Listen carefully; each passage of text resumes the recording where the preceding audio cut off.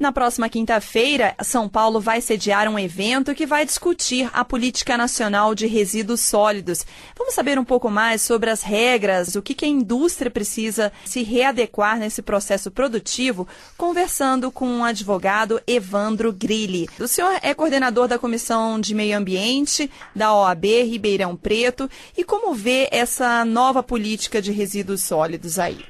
Eu estive na coordenação da comissão até o final de 2008 e a gente teve a oportunidade naquela ocasião de estudar algumas questões a respeito desse assunto, porque já havia uma discussão antiga sobre esse tema, né? Esse projeto passou quase 20 anos sendo discutido e gestado no Congresso Nacional.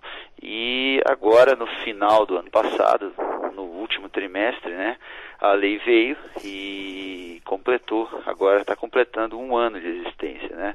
A grande modificação, o grande contexto diferente que a gente tem é a criação da responsabilidade compartilhada pelo ciclo de vida de um produto. Segundo a lei, todos aqueles que produzem, adquirem para revender e consomem esses produtos passam a ter responsabilidade. Então, da geração do insumo para o fabricante fazer o produto até o descarte pelo consumidor final, há toda uma série de responsabilidades no que diz respeito à destinação final dos resíduos deste consumo. Essa é a grande modificação. E o outro importante instrumento que a lei traz é a logística reversa, que obriga alguns setores já de imediato a trazer de volta o resíduo da sua produção. Então a gente já tem de imediato pneus, lâmpadas fluorescentes, óleo diesel e seus derivados, produtos eletroeletrônicos e agrotóxicos e as suas embalagens, né, que já até tinha essa obrigação por uma outra lei. Então obrigados os fabricantes, aqueles que se envolvem na cadeia produtiva com o negócio econômico envolvendo esses produtos, já estão obrigados pela lei a criar mecanismos para fazer o que a lei chama de logística reversa, que o nome já é bem autoexplicativo. Sim. Criar estruturas, mecanismos que permitam que uma televisão, por exemplo, quando parar de ser usada, volte lá para quem fabricou, para que ele dê a destinação adequada. O senhor vê uma resistência maior do empresariado brasileiro em cumprir as determinações dessa política nacional? Não, eu não vejo resistência. A logística reversa, com o passar do tempo, ela vai ser ampliada para outros segmentos, né?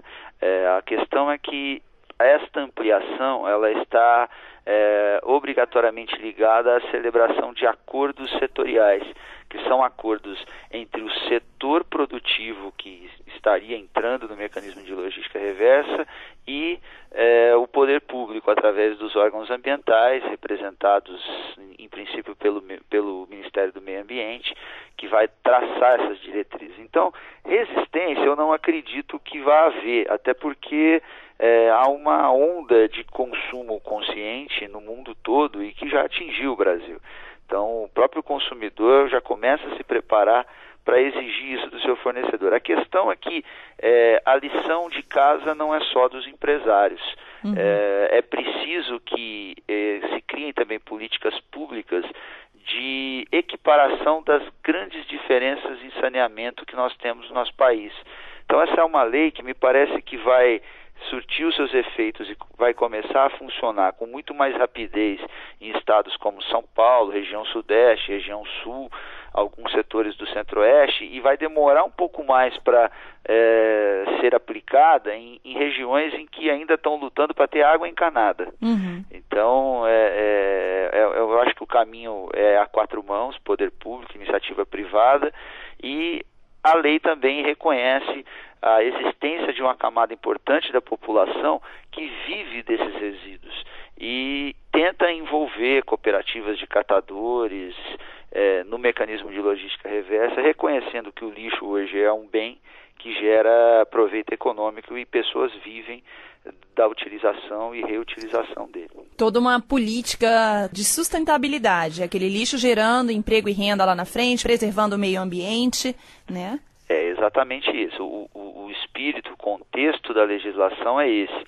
E empresa, poder público, o terceiro setor vão ter que se unir para poder encontrar os mecanismos de aplicação dessa legislação e de implementação de tudo aquilo que ela prevê. É um desafio grande, é um desafio que deve onerar o setor produtivo em termos de custo, e aí é importante que os empresários tenham a visão de que a formatação de um novo produto hoje, ela passa obrigatoriamente também pela seguinte equação: o que eu vou fazer para trazer de volta o resíduo desse produto?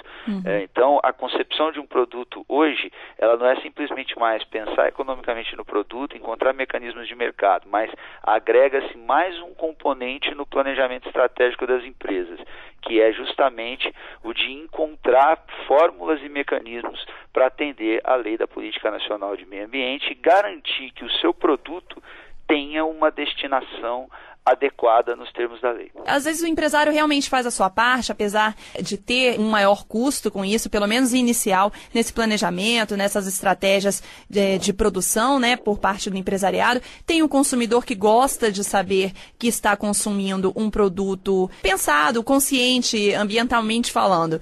Mas o poder público muitas vezes ainda lida com lixões a céu aberto, quando deveria ter o aterro sanitário, quando deveria dar uma destinação correta para aquele material que foi selecionado para que tivesse o fim devido. Como envolver o poder público? Muitos prefeitos falam que isso é caro, principalmente para os municípios pequenos. Os municípios grandes também não dão conta dessa demanda. Como envolver consumidor, empresariado e poder público? Eu acho que nós vamos ter que cada vez mais, né, tentar escolher como representantes políticos da nação aqueles quadros da política, aqueles segmentos da política que estejam compromissados com esse tipo de iniciativa, né? Nós temos que efetivamente reservar uma parcela bem robusta do orçamento da União, dos estados, e os municípios vão acabar recebendo verbas da União e dos estados para cumprir isso, uma parcela bem interessante de recursos para que isso seja efetivamente cumprido.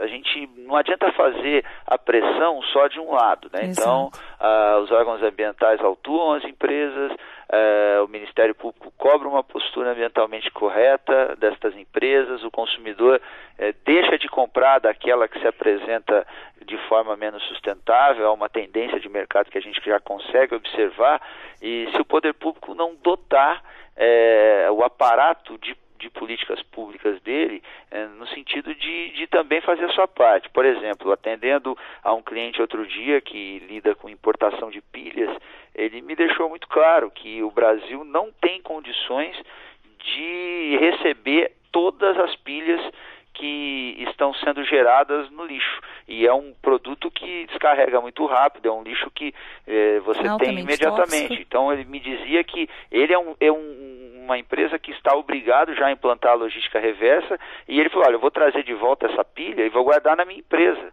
porque as empresas que existem hoje, que recebem essa pilha, e os aterros sanitários que estão autorizados a fazer isso, não dão conta da demanda, e existe, segundo ele, 1 ou 2 aterros que estão aptos para isso, na região sudeste. O que eu faço com a pilha que se usa na Amazônia, no Nordeste, na região centro-oeste, né? Já é possível estimar em quanto tempo serão sentidos esses impactos positivos da Política Nacional de Resíduos Sólidos?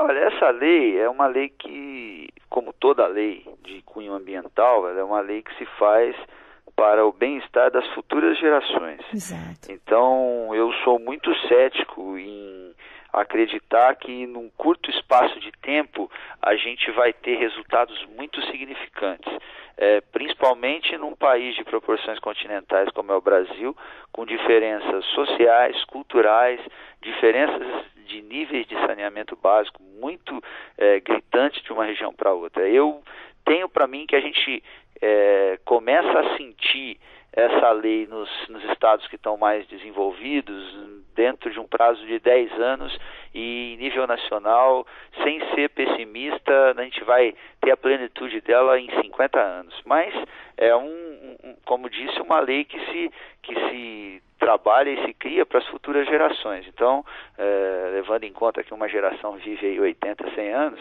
a gente está com um prazo até que razoável no sentido de prever no futuro, na próxima geração, já uma condição de sustentabilidade mais plausível no que tange a destinação de resíduos sólidos. Doutor Evandro, quem vai poder participar deste evento na quinta-feira aí em São Paulo? O evento, a princípio, é aberto para os filiados ao CIESP da Zona Oeste, na Lapa, lá em São Paulo. Eles podem se inscrever pelo site do CIESP e também por telefone, que eu posso passar para você na sequência e você passar para os seus ouvintes. Uhum. A princípio, a palestra é destinada aos industriais que são filiados ao CIESP. Sim, lembrando que o CIESP é o Centro das Indústrias do Estado de São Paulo e esse evento acontece na Lapa nesta quinta-feira, dia 1º de setembro.